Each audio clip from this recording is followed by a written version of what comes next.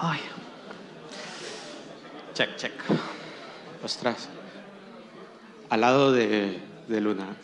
¿Quién? No me lo creo. ¿Cuántas batallas, eh? Yo esta situación la soñaba, en mi mente estaba, pero vamos, que esto ya esté sucediendo es, vamos, la pera. ¿Cuántas horas nos hemos echado discutiendo sobre artículos de estudio Bitcoin o de dinero sin reglas?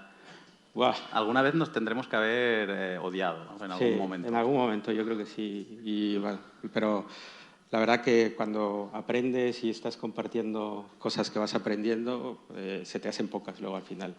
Un día habrá que escribir un libro, yo creo, o por lo menos hacer un pod de vivencias o algo así. Ahí lo dejo caer, no sé. ¿No? Pero me tienes que invitar, si no, no tiene gracia. Así que nada, perfecto.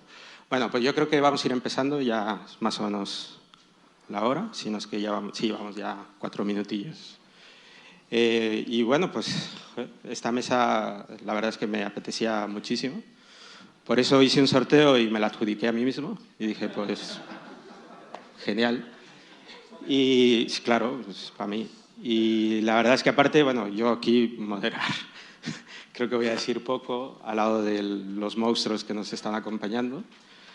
Tenemos en streaming, nos han hecho el favor de acompañarnos al gran Peter Hall, a Reckless, que no sé si ya está listo el streaming, están por ahí. Y parece que se ha ido. ¿Se nos han ido? No. Bueno, yo estoy aquí seguro. Hay alguien que sí que está, Reckless, sí. ¿no? Reckless, sí. Ah, muy bien. Bueno, pues ya están, genial. Bueno, pues, ¿y Arcad? ¿Qué ha pasado con Arcad? Tiene que salir, ¿no? ¿Arcad?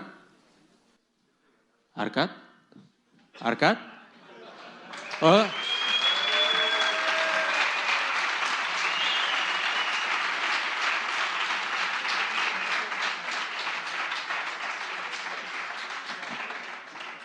¿Qué tal, ¿Qué tal? Mira, estoy hasta temblando.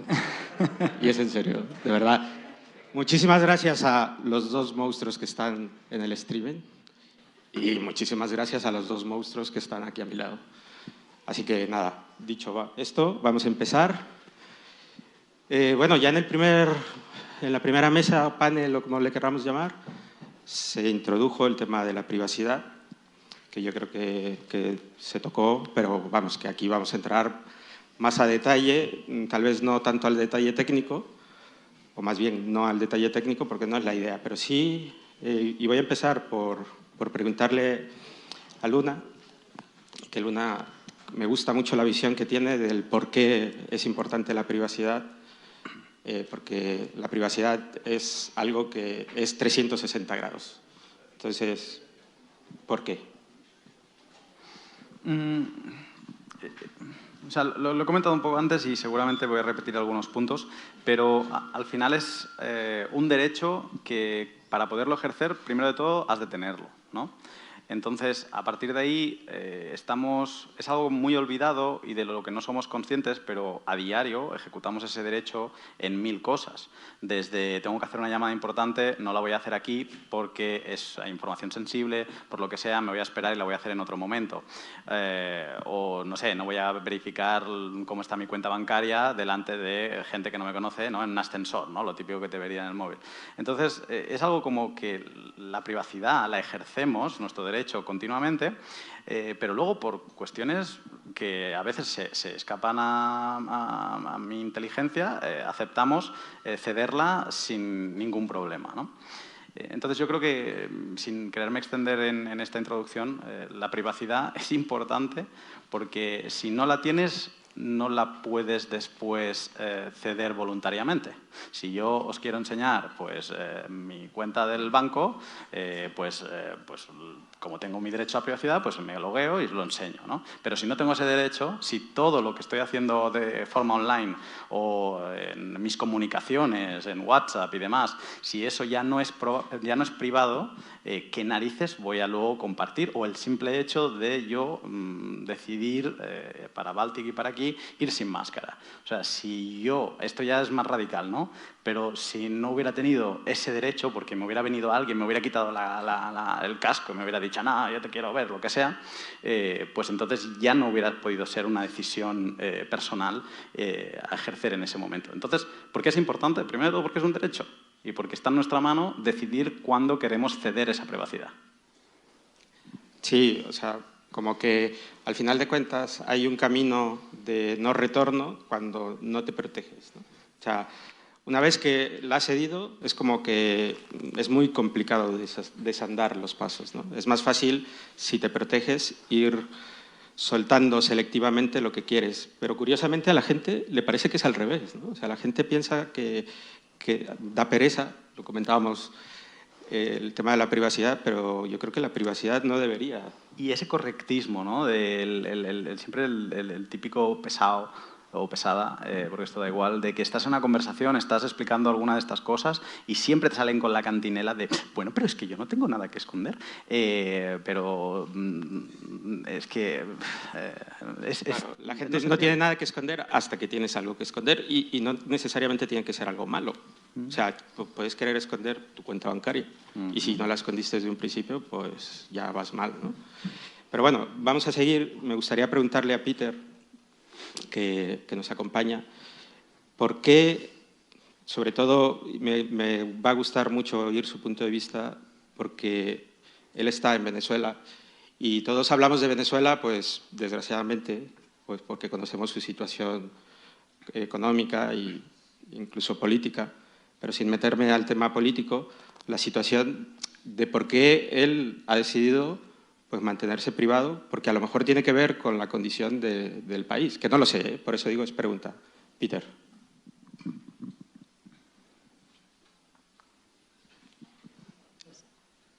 Peter. Yo creo que a Peter se lo ha podido llevar ya Maduro. Aquí no está en la sala online. Espero que no, espero que no. A lo mejor tiene puesto el mute. No está en la sala online. No, vale, bueno, pues entonces voy a saltar a ti, Recles, con el permiso de aquí, Arcad, porque les tenemos online. Recles, tú has hecho un trabajo fantástico, para quien no lo sepa.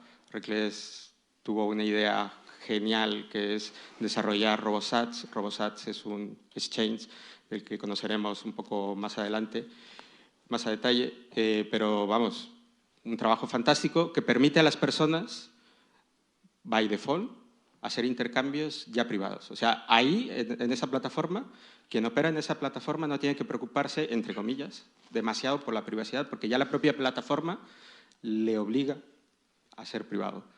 Cuéntanos más, ¿cómo nació la idea y también tú, por qué has decidido un poco el tema de tu privacidad?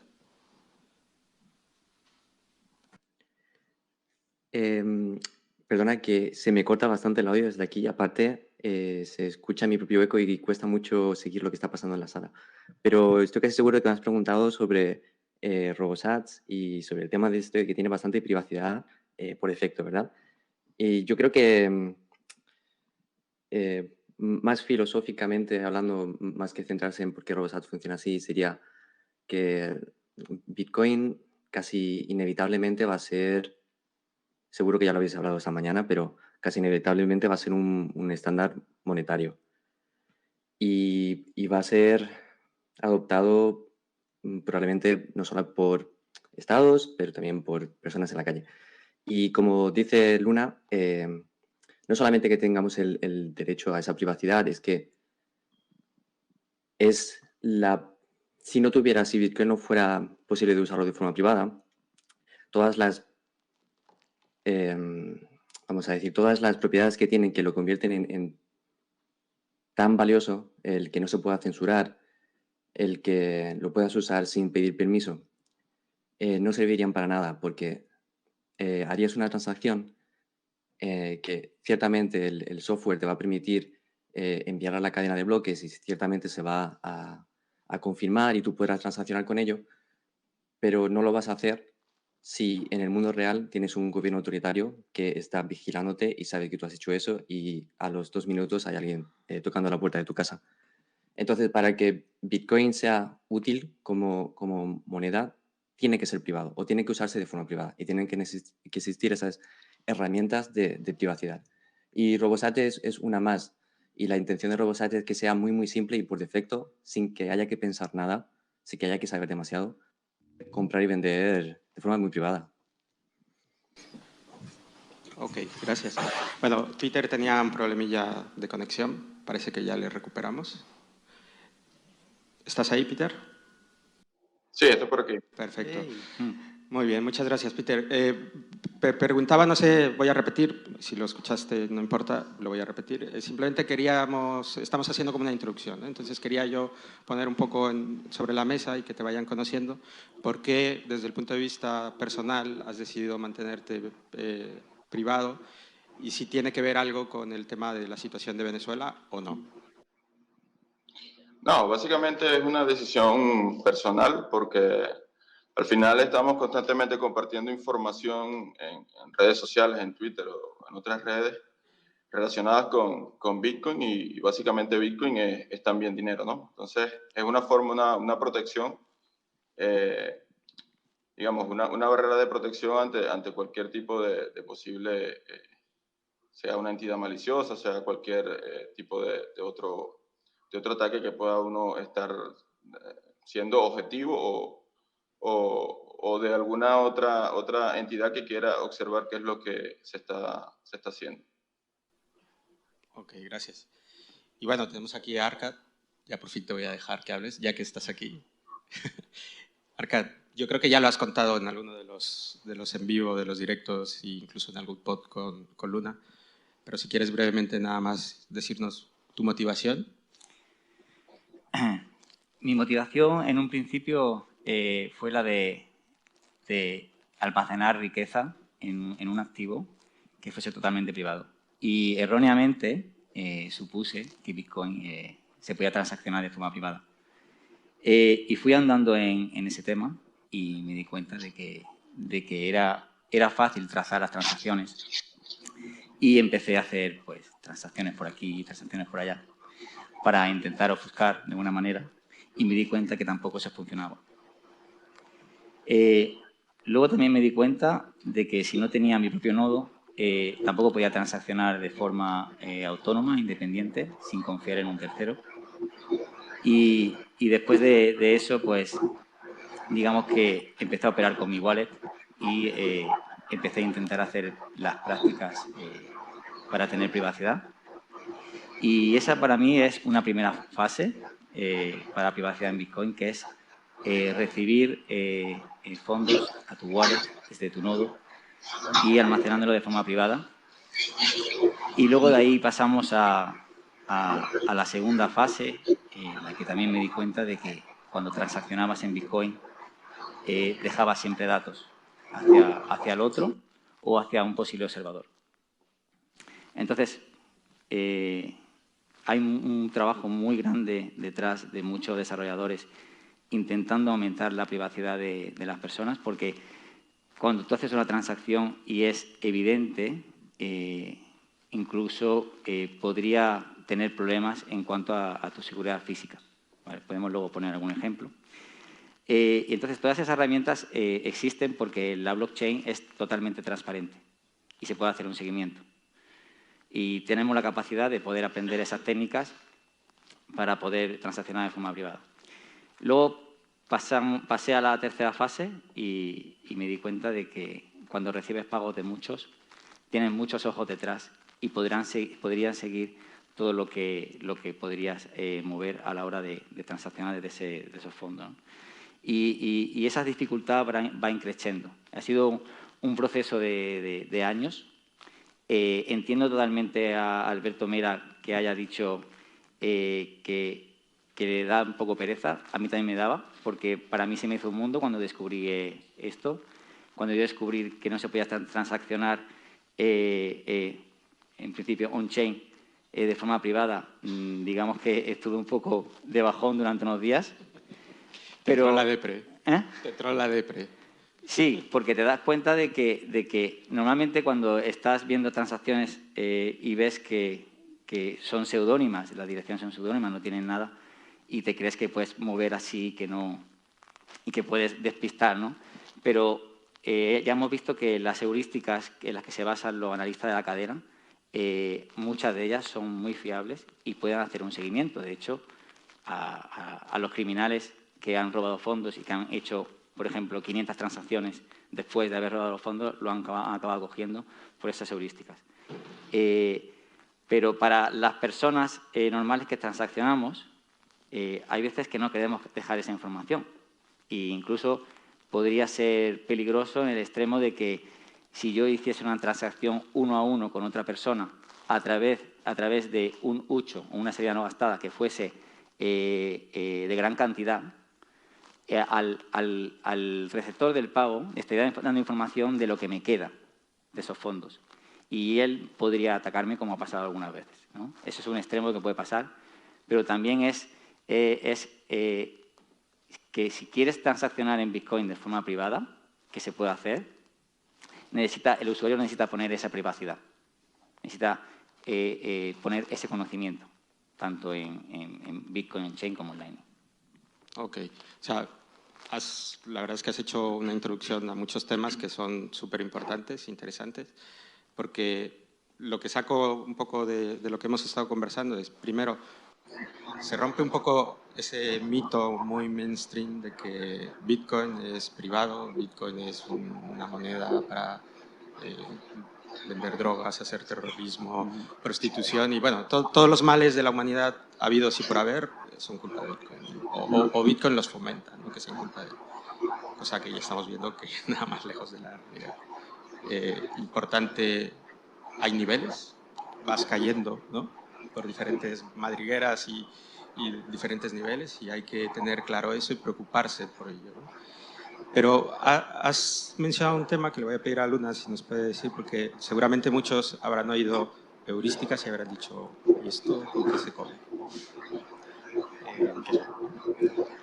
Heurísticas, Dani Fernández, economista, me decía que a veces los economistas utilizan palabras como más pomposas para darse así aires de intelectual. Esta es una de estas que utilizamos en Bitcoin que para la misma funcionalidad, pero una heurística es una suposición, tan sencillo como eso. Entonces, como la cadena de bloques es transparente, si, por ejemplo, partimos de una moneda de Bitcoin, que se vería como una moneda pendiente de ser gastada, vamos a poner que tiene un valor de un Bitcoin, y entonces haces un pago, o este usuario, porque no sabemos quién ha sido, pero este usuario hace un pago de medio Bitcoin, y imaginemos que no hay comisiones, y entonces digamos que esta moneda de un Bitcoin, en la cadena de bloques vemos como dos ramas que se dividen en dos, ¿no? Entonces, por ejemplo, la heurística más potente para los espías de la cadena, los que quieren desanonimizarnos, es el saber qué moneda ha sido el pago y qué moneda ha sido el cambio. Porque normalmente cuando hay una transacción de Bitcoin, una parte es un pago y la otra parte es un cambio. Entonces, imaginémonos, ¿no? Estamos en una casuística de que es raro porque se ha dividido en dos cantidades exactas. Entonces, no hay nada que te pueda llevar a saber que sea un pago, ¿no? Pero a partir de ahí es donde empieza la trazabilidad hacia adelante. Y el comportamiento que se tengan esas monedas a partir de ese momento en adelante va a dar mucha información para que alguien pueda saber qué moneda fue realmente el pago y qué moneda fue realmente el cambio. ¿Por qué es esto importante? Porque en un pago así hay cambio de manos, ¿no? Hay cambio de propietario. Esto, pues, podéis imaginar que a nivel impuestos o a nivel perseguir a una entidad en concreto, pues es muy importante. Y a partir de aquí empiezan a aplicar otras heurísticas que, por ejemplo, tú podrías, una forma muy sencilla de saber qué es el pago y qué es el cambio, en este caso, sería, en Bitcoin hay diferentes tipos de direcciones, ¿no? No me quiero meter, no quiero complicarla y perder a la audiencia, que estamos después de comer y es fácil descarriarse, pero una heurística muy sencilla para ver qué es el pago y qué es el cambio. Como en Bitcoin hay diferentes tipos de dirección, si tú ves que una de estas monedas de medio Bitcoin ha ido a un tipo de dirección igual de la que venía, ¿vale?, mientras que la otra moneda es otro tipo de dirección, ahí puedes... No estamos hablando de hechos exactos, verdades absolutas, estamos hablando de heurísticas, de suposiciones, pero puedes suponer con un muy alto grado de probabilidad que la dirección que no es del mismo tipo es el pago, y que la que tiene el mismo tipo de dirección es el cambio, porque le vuelve a la misma persona que había hecho esa operación y por lo tanto tiene la misma dirección. Entonces, he mencionado dos tipos de heurísticas, ¿no? Bueno, digamos que para saber qué es el cambio y qué es el pago se aplican diferentes tipos de suposiciones, y así hay un montón. Y eso es en gran parte pues, a lo que se dedican Arcad y Peter a estudiar en mucha más profundidad para tener controladas un mínimo de heurísticas para saberte mover como una sombra dentro de la cadena de bloques. Y luego, bueno, pues mencionábamos también, o mencionaba más bien Arcad, que otra cosa que fue aprendiendo es que para poder operar de manera precavida, vamos a llamarle, cuidando su privacidad, pues se dio cuenta que había que usar un nodo, porque las transacciones, cuando las haces sin usar tu nodo, también cedes información, metadata, que vas compartiendo y pues también te pueden ir trazando y buscando. Y yo repito y voy a hacer mucho énfasis en que no se trata de hacer cosas malas, se trata de decidir qué es lo que quieres dar. No estamos hablando de que yo me cuido porque estoy haciendo algo malo. No, yo me cuido porque estoy decidiendo qué quiero compartir y qué no quiero compartir. Y es mi derecho, mi privilegio, mi decisión. Y esto que suena tan, a lo mejor, no sé, trivial o incluso hasta rimbombante, es algo que estamos perdiendo. O sea, la mayoría de la gente, yo mismo, ¿no?, tenemos un móvil, instalamos un montón de cosas y no nos preocupamos por lo que estamos compartiendo. Entonces, efectivamente, Peter y Arcad están haciendo ahí un trabajo fenomenal. Y Peter, tú, sin entrar al detalle técnico, tú que estás estudiando todo el tema junto con Arcad, sí que te he oído y te he leído por ahí, incluso ya tienes como una especie de categorización o de lista de posibles heurísticas. Si nos puedes comentar, sin entrar al detalle técnico, sino cuáles son o cuáles tienes tú identificadas, que probablemente no sean todas las que se pueden tener, pero porque la gente se haga una idea. Sí, como bien marcaba Luna, el tema de las heurísticas básicamente son modelos que se utilizan para tratar de analizar qué es lo que está sucediendo dentro de una transacción, ¿no? Cuál es la motivación de esa transacción. Tenemos dos heurísticas que son básicas, que son la detección de la salida de cambio, que Luna explicó perfectamente bien, y tenemos la otra heurística, que es tratar de unir diferentes direcciones y tratar de asociarlas a un único usuario, ¿no? Entonces, cada dirección de Bitcoin en la que recibimos es un seudónimo que no sabemos quién es, ¿no? No tiene ninguna identidad, no sabemos a quién está asociada esa dirección. Sin embargo, en el punto en que empezamos a hacer transacciones, si tenemos varias monedas en diferentes direcciones en nuestra wallet, entonces esas monedas se van a ir fusionando, ¿no? Dependiendo de la construcción de la transacción. Podemos utilizar, por ejemplo, en una transacción podemos utilizar tres monedas en las entradas, podemos utilizar 2 monedas en las entradas. Entonces, a medida que se están realizando transacciones, el que está observando puede decir, bueno, Vaya. Conexión. Bueno, Arcad, tu tema. Tú con él lo estás viendo, si quieres comentar un poco. Básicamente, lo que trata de decir es que si tienes diferentes monedas y la une a una transacción, todas esas entradas de esa transacción pertenecen a la misma persona. Okay. Entonces, en una primera parte, tú has ido recibiendo cada salida no gastada o cada moneda a una dirección nueva, en la que no se relacionan entre sí, pero en el momento de gasto ya lo asocias a una entidad, que podría tener nombre y apellidos o podría ser un anon. Voy a poner un ejemplo, si yo, por ejemplo, le pago a Luna con una moneda y me queda un cambio, y luego yo con ese cambio participo con otras monedas mías, con todas las monedas mías de mi wallet, para llevarlas a otra wallet, Pues en esa transacción, yo, por ejemplo, puedo estar transaccionando un Bitcoin y Luna es capaz de ver los fondos que tiene en mi wallet. Porque él, cuando yo transacciono con una persona, el receptor puede ver de dónde venía la moneda del emisor y dónde va el cambio, y el que emite la transacción puede ver lo que hará el receptor con la moneda a futuro. O sea, no solamente te estás defendiendo con posible exchange análisis, como hacen los exchange cuando entras y sales, sino que también estás dejando datos con el que transaccionas. Es como que cada vez que haces un pago, si pasamos al mundo del cash, del fiat, ¿no?, que conocemos, es como si cada vez que haces un pago con un billete de 10 euros, si tienes un pago exacto de 10 euros, es como que dejas un hilo de un color, ¿no? Imaginemos azul, ¿no? Pues dejas el billete en el bar de arriba y tú te bajas aquí abajo y ese hilo no se rompe, ¿vale? No molesta, nadie se tropieza, no te da ningún problema, pero hay un hilo. Y ese hilo, si ese bar compra café, ese hilo sigue. Y sigue conectando nodos, personas que han ido intercambiando ese billete. Si hay cambio, si ese billete de 10, imaginemos que fueran, que se pudieran romper, ¿no? Porque yo le doy con 10 y me tienen que dar 5 de vuelta. Pues ese hilo de vuelta también hay una conexión.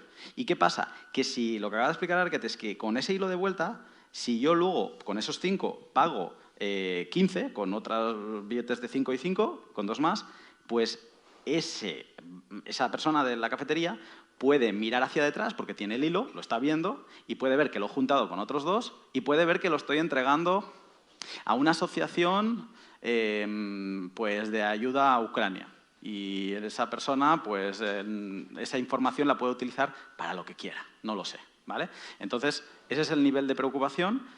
Y entonces, yo solo quería añadir una heurística que me parece muy importante traerla también para que la gente la conozca, y es lo de pagos en números exactos. Si tú quieres, lo que se trata aquí es de confundir, o sea, de que las suposiciones sean lo más confusas posibles, ¿no? Entonces, una forma muy clara de ver qué es pago y qué es cambio es si tú estás enviando, tienes una moneda de 1, 2, 3, 4, 5, 6, ¿vale? En sats, ¿no? Pues, o sea, 12.345 sats, pues ya haces un pago de 10.000 sats.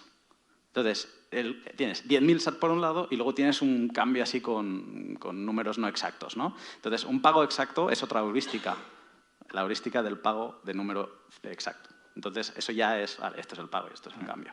Y a partir de ahí, pues bueno, el pagador es otra persona y esa es a lo que se trata. Cuando quieres confundir a la gente y ser una sombra dentro de la cadena de bloques, sé que esto abruma y sé que de aquí se sale pues diciendo vaya M, ¿no?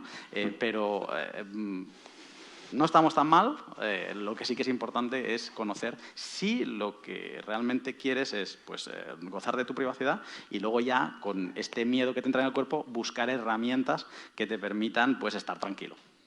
O sea, decir que hay heurísticas que te determinan cuándo estás saltando de wallet. Cuando estás cambiando de wallet. Cambiando de wallet. Sí, claro. A ese nivel. Peter se nos volvió a caer. Tiene problemas de conexión, entonces probablemente lo recuperamos.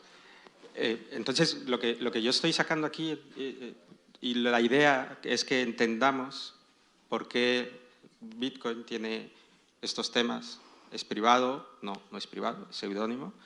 Si me quiero cuidar, tengo que cuidarme, porque incluso de lo que estoy entendiendo es que si yo no me cuido, si yo soy descuidado, a su vez puedo afectar a Luna.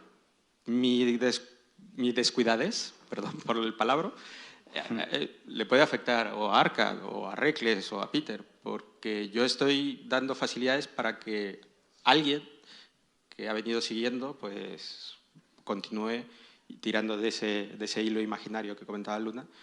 Entonces, es importante que entendamos todo esto. Simplemente es para que... Porque yo muchas veces lo hemos comentado por Twitter, en grupos y demás, que siempre no falta la pregunta de, pero si yo meto mis bitcoins en el exchange, los saco y los meto en un CoinJoin, pues ya rompí el KYC, ¿no? O sea, no, el KYC no se rompe porque el KYC no está guardado en la cadena, ¿no? O sea, el nombre de Luna no está dentro de un nicho, vamos, por lo menos la última vez que yo miré.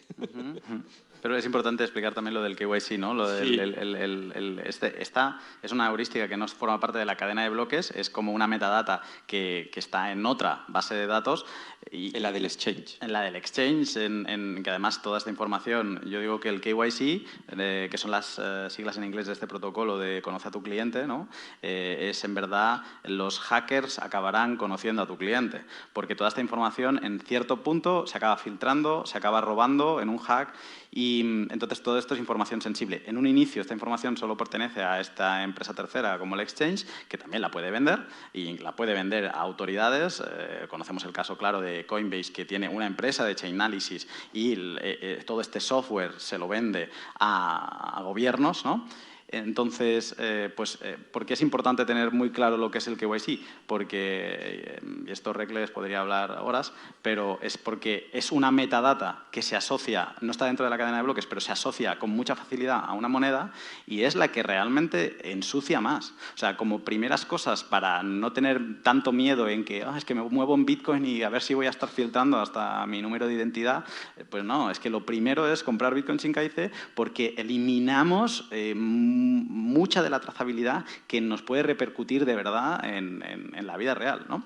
Entonces, aunque sea una metadata que no está dentro de la cadena de bloques y por lo tanto no forme parte de las heurísticas, sí que es una que nos deja muy vendidos, porque a partir de ese momento todo este miedo que tenemos con las CBDCs, que van a saber todo lo que hacemos, a quién donamos, quién dejamos de hacer, pues es que ya sucedería.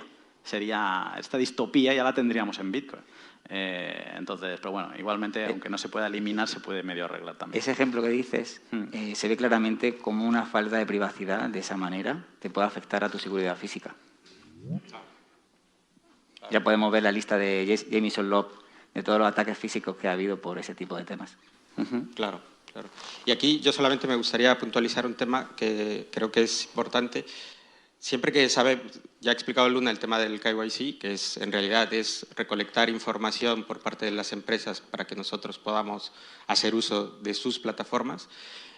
Lo hacen, nos recaban toda la información y, como bien dice, pues estamos expuestos a que toda esa información va a terminar siendo hackeada en algún momento. Vamos, las probabilidades cada día se incrementan, porque es eso, simplemente probabilidad. Y mientras más tiempo pase expuesta esa información en Internet, pues la probabilidad aumenta por razonamiento simple. No soy matemático como Ricardo, ni mucho menos, pero vamos, mi lógica me lo dice. Entonces, pero ese KYC normalmente, no siempre, normalmente, las empresas se ven obligadas a recabarlo porque los gobiernos se lo exigen. Y los gobiernos les pasan el marrón a ellos. Les dicen, oye, tú tienes que recabar toda esta información de tus clientes, pero tú móntate tu base de datos, tú tienes que guardar su seguridad y aparte, como la cagues, con el perdón, te puede caer una multa. Entonces yo digo, pues negocio redondo para toda la gente del gobierno, ¿no? O sea, yo te pido que guardes un montón de información, que la custodies y si lo haces mal, pues es tu culpa. Pides un imposible, porque estás pidiendo que todas estas empresas, que lo único que quieren hacer es pues, emprender, crear negocio, contratar a gente, bla, bla, bla, bla, y ganar dinero, obviamente, pues les estás pidiendo, primero les estás cargando con todo este trabajo burocrático y luego les pides un imposible porque estamos viendo cómo hackean la agencia no sé qué de Italia, hackean no sé cuál, la Hacienda Española la dejan bloqueada 24 horas. O sea, ellos mismos no son capaces de protegerse de los hackers, porque nadie es capaz de protegerse, siempre va a aparecer un nuevo agujero de seguridad. O sea, exigen una cosa que es un imposible y además también tienen otras normas de protección de datos que a la que te pase eso te van a también zurrar por el otro lado. Ya no solo eso, te van a demandar clientes y demás. Y por eso, en el libro, ahora no recordaré el nombre, pero el libro de Carissa Belliz, viene a decir como incluso China, que es la máquina de acumular datos de sus ciudadanos por excelencia, empieza a no recabar tantos datos porque una potencia extranjera podría hackearlos y conocer demasiado sobre sus propios ciudadanos. Es que es una hoja de doble filo y de momento estamos en una fase en que todo es pedir, pedir, pedir, pedir, pedir y además exigir imposibles. Sí. Bueno, simplemente queríamos comentar esto, ponerlo, porque que se entienda que cuando hablamos del KYC y todo esto, ponemos siempre verdes y a parir a las empresas, porque porque nos gusta, además para eso está Twitter, pero que en realidad tampoco es tanto su culpa, ¿no? Aunque sí, yo creo que podrían resistirse.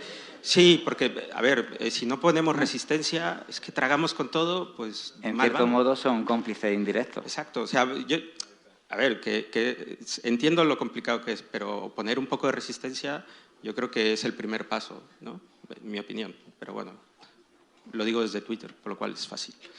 Pero bueno, no todo es malo, no todo, porque aquí a lo mejor, como decía Luna hace un momentito, ya estamos todos, vaya, no me voy a cortar las venas, todo está mal, no. Y aquí, Reckless, te voy a pedir que nos digas qué cosas podemos hacer y qué herramientas crees tú que tenemos. Luego a cada uno les preguntaré lo mismo. ¿Qué herramientas podemos tener para protegernos, cuidarnos y que están ahí a disposición? No sé si me escuchaste, Reckless. Sí, te escucho, te escucho. Pues yo creo que Luna ha dado ya en el clavo, ¿no? Ha puesto las piezas juntas. Ha dicho, bueno, aquí tenemos unas heurísticas que se pueden utilizar para crear un mapa de usuarios y quién está conectado con quién le ha pasado a quién, pero no tenemos etiquetas en estos usuarios, son sin nombres. Y con el KYC, cuando lo pones juntos y pones junto una base de datos que está verificada, ¿no? Porque no simplemente pones un nombre que te has inventado, tienes que enviar una foto de tu pasaporte, es obviamente la persona, ¿no? Hay un proceso de verificación bastante estricto. Entonces pones estas dos bases de datos juntas y tienes perfectamente ya el árbol completo de todas las transacciones de Bitcoin con el nombre y apellido de todas esas personas. La mejor forma de protegerse en cuanto a privacidad es tienes que comprar Bitcoin fuera de uno de estos exchanges. ¿Cómo lo haces? Pues tendrás que comprar el Bitcoin a un par, a otro usuario de Bitcoin, una transacción entre pares. Y esto por lo general, pues hay muchas herramientas para ello. En el último año, más o menos, hay un par de ellas, 2 o 3, que empiezan a utilizar la redlining. Y la redlining, en comparación a on-chain, tiene una serie de ventajas y desventajas que, aunque no te den una privacidad obviamente mayor que usar Bitcoin on-chain, sí que se complementa muy bien. Lo que te da mala privacidad on-chain, por lo general tienes una forma de hacer onlining bastante privada, como puede ser gastar Bitcoin, y lo que te da en Lightning poca privacidad, como puede ser recibir, lo puedes hacer on-chain y después hacer con Join, con las herramientas que existen.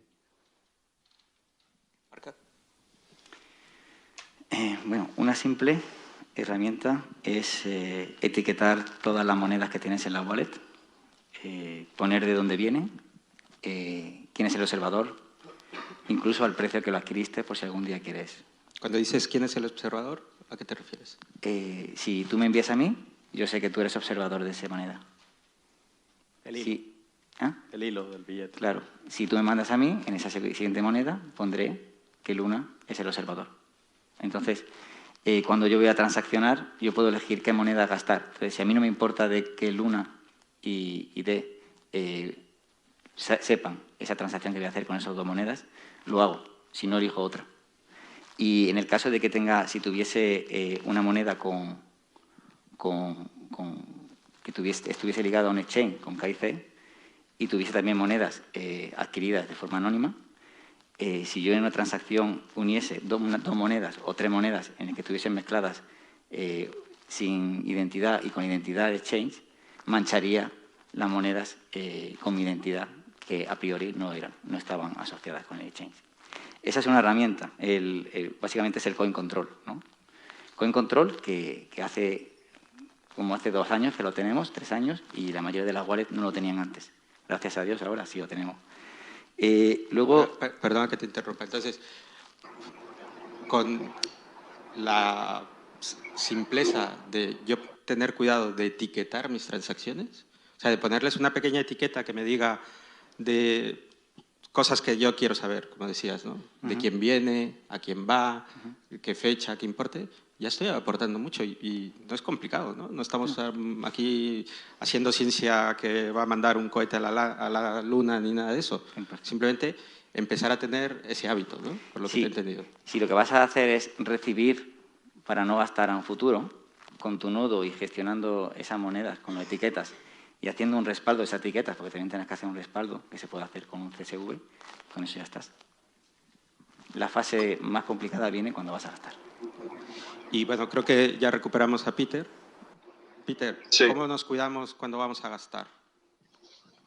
Yo quisiera agregar una herramienta más cuando se va a recibir y también se puede utilizar cuando se va a gastar, es no reutilizar direcciones.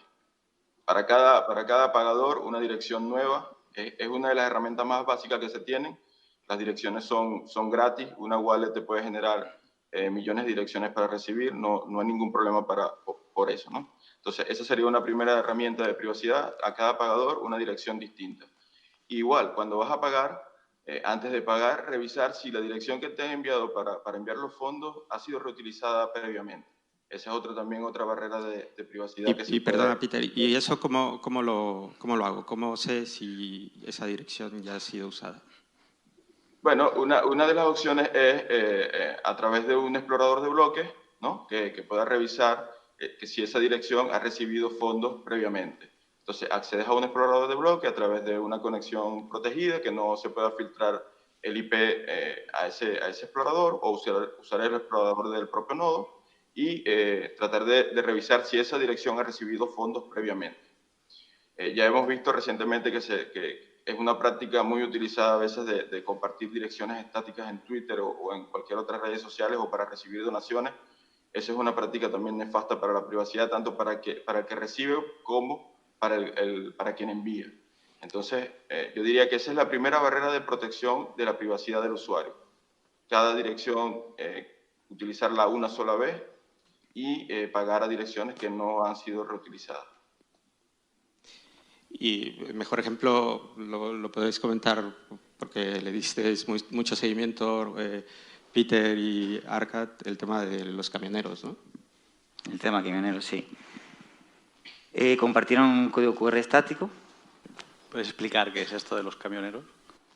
Fue la fue la protesta de camioneros contra el gobierno de Canadá, ¿no? Y entonces pues estuvieron recaudando fondos y compartieron un código QR. ¿Qué pasa con el código QR? Porque pues que se está viendo todas las transacciones que están llegando a esa dirección. Se está viendo toda la cantidad de transacciones que está habiendo en esa dirección, se ven todas las cantidades que están llegando y también se puede trazar de dónde vienen cada una, ¿no? Entonces, el gobierno de Canadá pues dijo que tomaría represalias con aquellos usuarios que donasen. Entonces, aquellos usuarios que donaban desde un exchange centralizado podían ser trazados hacia atrás y dar con ellos en colaboración con las casas de cambio y tomar represalias contra ellos. Entonces, es un grave problema. Si fuese un país que fuese autoritario, como fuese Irán o alguno de ellos, incluso podría encarcelar a esos usuarios que habían donado a los camioneros. O sea, es un tema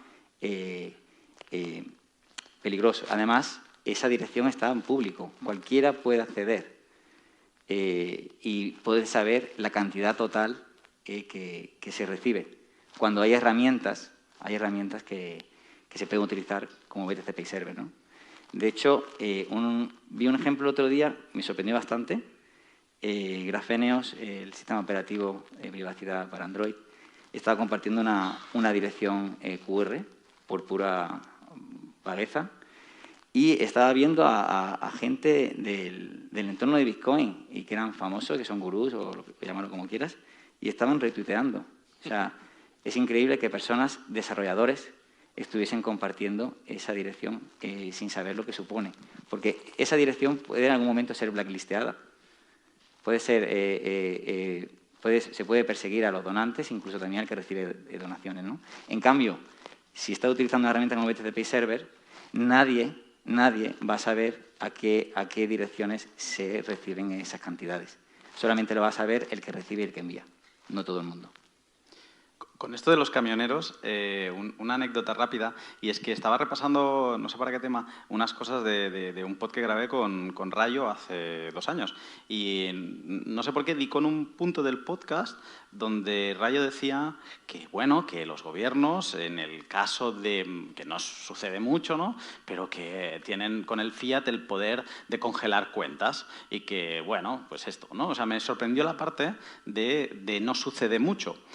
Porque que con el tema de los camioneros vimos como el gobierno de Canadá se puso las pilas, porque quería acabar con esta protesta, se puso las pilas para sacar leyes de madrugada y a toda esta gente que llevaba en este hilo invisible, y en este hilo invisible estaba con KIC y estaba escrito el nombre de la persona que había donado a los camioneros, pues vieron cómo se le congelaban cuentas. Entonces, el mundo, después de la pandemia, hemos visto una normalización de prácticas que, pues gracias a reescuchar ese pod, me di cuenta de que se veían como súper alejadas y el mundo se está volviendo un lugar muy feo en algunas cosas. Y este es un claro ejemplo de eso que estábamos comentando, de yo trato de cubrirme de ser privado no porque estoy haciendo algo malo. Este es un mejor ejemplo. Yo creo que mejor ejemplo que ese no hay. O sea, yo dono a un movimiento legítimo porque los camioneros estaban protestando legítimamente. Otra cosa es que comparta todo el mundo sus ideales o no, pero legítimamente estaban protestando. Pues yo les dono y luego resulta que el gobierno me saca una ley de la noche a la mañana y me dice que eso que hice, cuando lo hice, no era malo, pero ahora es malo. Y además, como ahora es malo, con efectos retroactivos. Exactamente. Entonces, todo lo bueno para ellos y todo lo malo para nosotros. Y yo creo que estas son de las cosas que tenemos que pensar y decir, no es que estoy haciendo nada malo, es que me tengo que cuidar porque no sé lo que va a pasar mañana. Y bueno, vamos a ir dando, porque en esta parte sí que a mí particularmente me interesa que haya preguntas del público, porque creo que habrá alguna, quiero pensar. Entonces, si me ayudan por ahí, por favor, con el micrófono, para ir dando voz a algunas. Aquí hay uno, ¿no? Ah, Dar a aquí hay Sergi o a Leo también. Aquí hay uno también.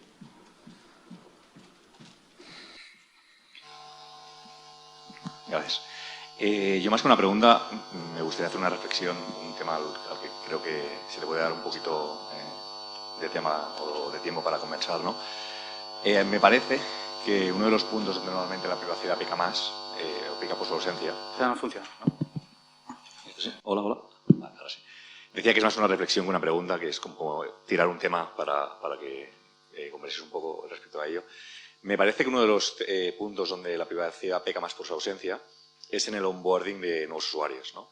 Al final acaba siendo, como se comentaba al principio, un problema para la gente añadido al hecho de no conozco el sistema, estoy intentando meterme en algo nuevo, me crea fricción el hecho de, además de todo lo nuevo que tengo que aprender, el tener que utilizarlo de esta forma privada, de esta otra, ¿no?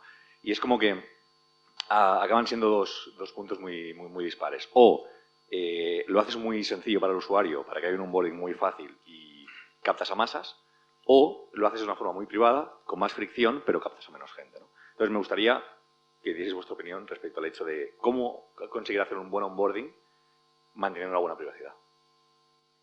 Vale. Ahí, Recles, no sé si alcanzaste a oír la pregunta. Sí, la oí. Yo creo que la respuesta depende de cuántos recursos tienes para hacer ese onboarding. Si eres capaz de hacer onboarding de nuevos usuarios a coste para ti mismo, podrías dar Bitcoin gratis a quien quieras, ¿verdad? Si tienes un amigo, familia, etcétera, y los quieres meter en el mundo Bitcoin de forma relativamente privada, para empezar, lo más fácil es instálate tal aplicación en tu teléfono, te va a pasar tanto, ¿vale? Luego yo creo que según las herramientas avanzan, es posible y cada vez más fácil tener onboarding de masas y de forma privada, pero desde luego nunca va a ser igual que la forma no privada y fácil. ¿Alguien quiere añadir algo más? Sí, y voy a tirar un balón. Me gustaría saber qué opina Arcad de esto. Es una reflexión que me hago mucho y por eso también alguna vez he intentado hacer como los niveles de Bitcoiner, ¿no?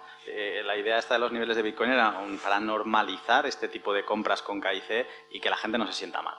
Porque a veces somos tan radicales en las cosas que decimos que puede haber gente que entre en bloqueo por miedo.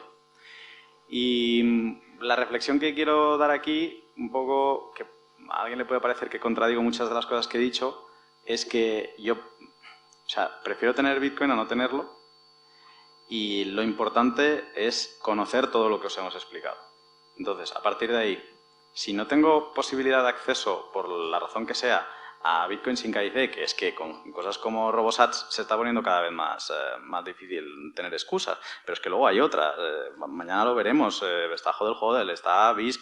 Entonces, digamos que cada vez hay menos excusas y es más fácil comprar sin KIC que con KIC porque te piden hasta la partida de nacimiento, así que es que no te sale a cuenta. Pero bueno, siempre preferiré tener Bitcoin si no hay alternativa, tenerlo con KIC a no tenerlo. Eso sí, fuera del exchange y en mi wallet.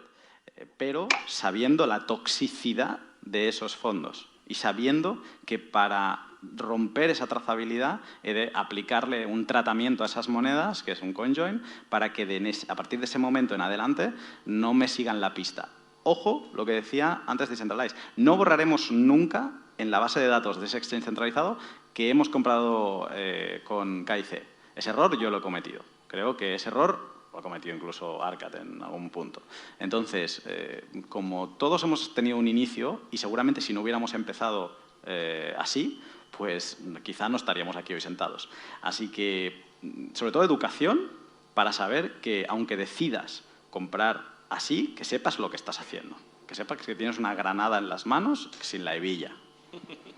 Arcat, no sé. ¿Alguna? Pero vamos a ver si hay una más. Bueno, una pregunta era para Arca en relación a BTC Pay Server, que ha dicho que es lo ideal para recibir pagos de donaciones y tal, si podías expandir un poco más en eso. Y luego otra para Reckless, en el sentido de la privacidad a nivel personal y entendiendo cómo funciona RoboSats con lo que está pasando de Tornado Cash y tal, del programador que han detenido. ¿Cuál es tu nivel de preocupación con esto y cómo pretendes protegerte a nivel de privacidad con todo lo que está pasando? Vale, contesta Arcat primero y vete Con pensando. a BTC Pay Server funciona como una wallet, ¿no? Básicamente hace lo que a cada solicitud de pago te va a generar una dirección nueva. Entonces, la utilices o no, siempre se genera una dirección nueva. Entonces, si solicitas envíes o no envíes, va a salir otra al siguiente, así todo el rato. Entonces, al final no se da ni reuso de direcciones y si se da esa transacción la va a saber el pagador y el receptor. Entonces, así no reusa direcciones. Reckless. Es que me has hecho una pregunta muy difícil, a ver. yo creo que... creo que aquí todos estamos de acuerdo que el código abierto no es un delito, no es un acto criminal y querer preservar tu privacidad no lo es. De hecho, yo diría que lo opuesto, el querer convertir el código abierto o querer hacer que la gente que quiera mantener su privacidad sean considerados criminales es bastante inmoral, de hecho, ¿no? Lo opuesto. Entonces, eso es más o menos lo que puedo decir, no hay mucho más ahí. Vamos a ver. Vale, entendido. ¿Alguna más? Yo quiero decir algo. Sí, adelante. Yo quiero decir algo porque nosotros hemos estado disfrutando de mucha privacidad en los pagos. Hemos transaccionado con efectivo y es el pago más privado que hay. Y es algo que se está perdiendo, ¿no? Recuerdo un escrito de Eric Hughes hablando sobre la desaparición del efectivo hace, creo que tiene 30 años, y ya estaba hablando sobre cómo el Estado iba a controlar esas transacciones. Y lo comparaba así acerca como si fuese ahora las CBDCs, ¿no? Que en función de comportamiento podrías hacer pagos o no, ¿no? Y estamos perdiendo, casi nadie transacciona con efectivo, pudiendo tener capacidad de hacer pagos privados. Hacemos todo con tarjeta de crédito, compartimos todos esos datos, no solamente con los bancos, sino con empresas que venden datos a otras empresas. Y estamos súper vigilados, incluso nos hacen perfiles de cómo actuamos, de qué hacemos, de qué consumimos. Y creo que en un futuro, pues, transaccionar con dinero de forma privada va a ser muy complicado, ¿no? Y Bitcoin, aunque no sea privado by default, te da la oportunidad de poder aprender y ser totalmente privado, lo cual para nosotros es una gran esperanza. Y eso, pues, que seáis conscientes de ello y que si podéis, que hagáis pagos en efectivo. ¿Había alguien por ahí? Sí, ¿qué le dirías a un usuario que pasa de la tiranía del whitelisting de los compliant nazis, se va a Bitcoin privado y quiere volver de vuelta porque, por desgracia, tiene que operarse, se va a morir y tiene que volver al slavery fiat. ¿Se puede deshacer esa pureza para que el exchange no te diga you left me, you come back, fuck yourself? ¿Qué le diríais? ¿Quién quiere contestar esa? O sea, la pregunta es que tú te has pasado a la autocustodia, has mezclado tal y cual, y que cuando quieras volver no le guste eso al exchange y no te quiera hacer el cambio. ¿Sí? Cambia de exchange. ¿Qué? Te lo compro yo. O que lo done. O lo donas. No, pero No. lo necesita. Lo necesita porque tiene un problema. O sea, yo creo que a esa, si alguien quiere decir algo más, pero vamos, que te lo van a quitar de las manos. Mucha gente te lo va a comprar. Sí, también puedo agregar algo al respecto. Sí, claro, adelante. Sí. Decir que el uso de herramientas de privacidad en sí no está tipificado como un delito, ¿no? De todas maneras, el exchange puede hacer lo que quiere y puede marcar las monedas como quiera. De todas maneras, existen herramientas que algunas wallets tienen disponibles en las que ciertas transacciones se pueden hacer pasar por transacciones que no son, digamos, que ponen una distancia entre la herramienta de privacidad que usaste y el destino final de la moneda, que en este caso es el exchange. Entonces, esa puede ser una herramienta a utilizar, ¿no? Que es una herramienta que crea diferentes saltos de direcciones en direcciones hasta llegar a la dirección del exchange. En este caso, el exchange verá el historial de esa transacción hacia atrás, una cierta cantidad de saltos, y puede decir, bueno, esta moneda aparentemente no viene de ninguna herramienta de privacidad, ¿no? Entonces, a veces suena un poco tonto, ¿no? Este tipo de análisis que hacen estas empresas y las exchanges que trabajan con ellas, pero así suele funcionar. Suele funcionar de que las empresas tienen un sistema, un paquete de software que ve hacia atrás las transacciones y observa si viene de una lista negra, si viene de se ha usado alguna herramienta de privacidad o algún otro tipo de transacción que ha usado el usuario. Entonces, una de esas herramientas puede ser agregar saltos, ¿no? Una cantidad de saltos, una transacción tras otra transacción, tras otra transacción, hasta enviar al exchange. Hay wallets que tienen esa herramienta disponible hoy y también el usuario puede crearla de forma manual. Y bueno, también están viendo ahora hacia adelante, no hacia atrás, sino hacia adelante, lo que haces tú con tus monedas. Y en función de lo que hagas tú con tus monedas, te pueden bloquear la cuenta o llamarte la atención. Porque no tienes tus llaves, no tienes tu capacidad para hacerlo. Sí, Recles. Mencionar que también hay muchos exchanges que te van a aceptar Lightning y cuando aceptan Lightning no pueden saber de dónde viene. Correcto. Bueno, pues con esto se darán cuenta que esta charla podría dar para todo el día, pero bueno, hemos querido introducir los puntos más importantes desde nuestro punto de vista y dar unas pinceladas. Creo que lo más importante es entender, como decía Luna, educarse, que de eso tratan estas charlas. Aquí la idea es que todo el mundo salgamos con el gusanillo, con la inquietud de seguir estudiando, porque Bitcoin, los que estamos aquí, todos invitados, al final hemos caído por madrigueras y seguimos cayendo, como les llamamos, que esa frase de decir estoy cayendo por la madriguera no significa otra cosa más que me he metido y he descubierto algo, que en Bitcoin hay una barbaridad de temas y que ahora necesito estudiar más y más y más y más. A Luna le he escuchado una frase que decía que Bitcoin era como los gases, ¿no? Que cualquier espacio que encuentran se expanden. Pues eso, en el cerebro, por lo menos a mí me ha pasado. Y pues, no da para más. Pero bueno, la idea es que terminen... Aunque yo lo utilizo para el tiempo libre. O sea, Bitcoin es como los gases porque si tienes una hora de tiempo libre, Bitcoin se te expande por esa hora. Si tienes 10 horas, Bitcoin se te expande por 10 horas. Entonces esa es la esencia de la caída por la madriguera. Exacto. Y bueno, pues eso, pues muchísimas gracias. Gracias a los ponentes, que ha estado fantástico.